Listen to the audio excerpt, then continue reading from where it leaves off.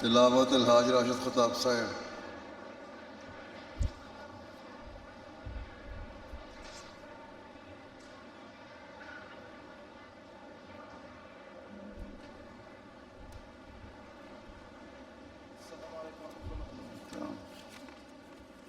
السلام عليكم ورحمة الله. أعوذ بالله من الشيطان الرجيم.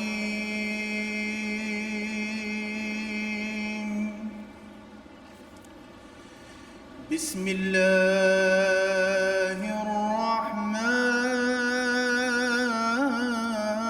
الرحيم.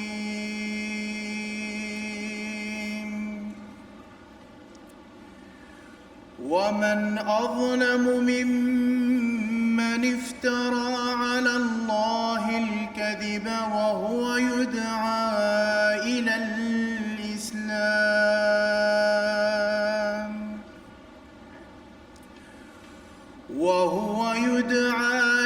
الإسلام والله لا يهدي القوم الظالمين.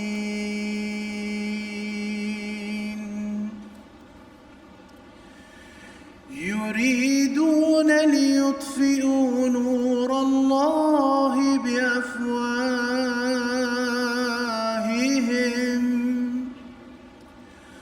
والله متم نوره ولو كره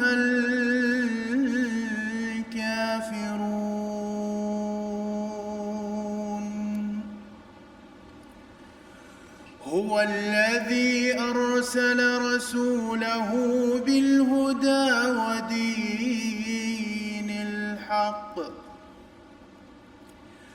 ودين الحق ليظهره على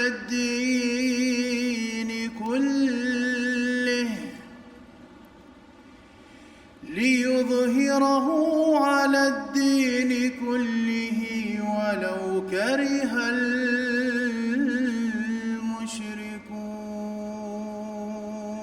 المشركون. يا أيها الذين آمنوا هل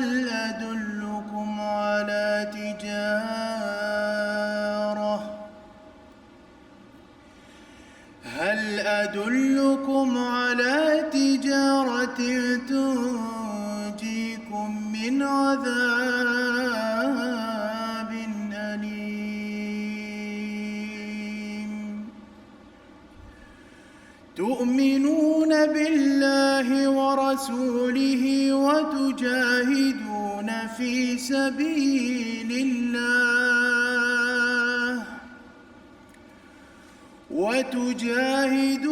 في سبيل الله بأموالكم وأنفسكم.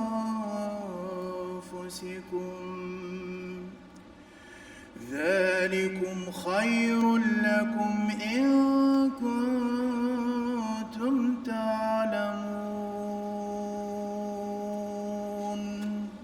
السلام عليكم. ترجمة حافظ ظفر الله साहब।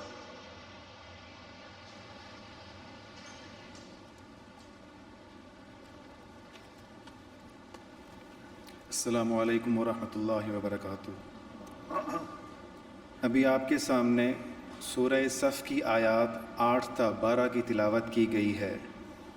इन आयात करीमा का रवां उर्दू तर्जमा बयान फरमूदा हज़रत खलीफतुल मसीह सानी रज़ी अल्लाह ताला अन्हो तफ़सीर सग़ीर से पेश खिदमत है। मैं दुदकारे हुए शैतान के शर से महफूज रहने के लिए अल्लाह की पनाह मांगता हूँ। मैं अल्लाह का नाम लेकर जो बेहद करम करने वाला और बार बार रहम करने वाला है पढ़ता हूँ। और उससे ज़्यादा जालिम कौन हो सकता है जो अल्लाह पर झूठ बांधे हालांकि वो इस्लाम की तरफ बुलाया जाता है, और अल्लाह जालिमों को कभी हिदायत नहीं देता। वो चाहते हैं कि अपने मुँहों से अल्लाह के नूर को बुझा दें اور اللہ اپنے نور کو پورا کر کے چھوڑے گا خواہ کافر لوگ کتنا ہی ناپسند کریں۔ وہ خدا ہی ہے جس نے اپنے رسول کو ہدایت کے ساتھ اور سچا دین دے کر بھیجا ہے تاکہ اس کو تمام دینوں پر غالب کرے خواہ مشرک کتنا ہی ناپسند کریں۔ اے مومنو، کیا میں تمہیں ایک ایسی تجارت کی خبر دوں جو تم کو دردناک عذاب سے بچا لے گی؟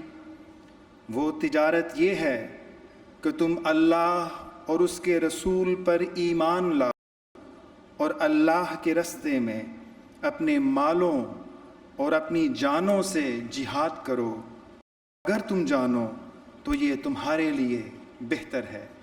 وآخر دعوانا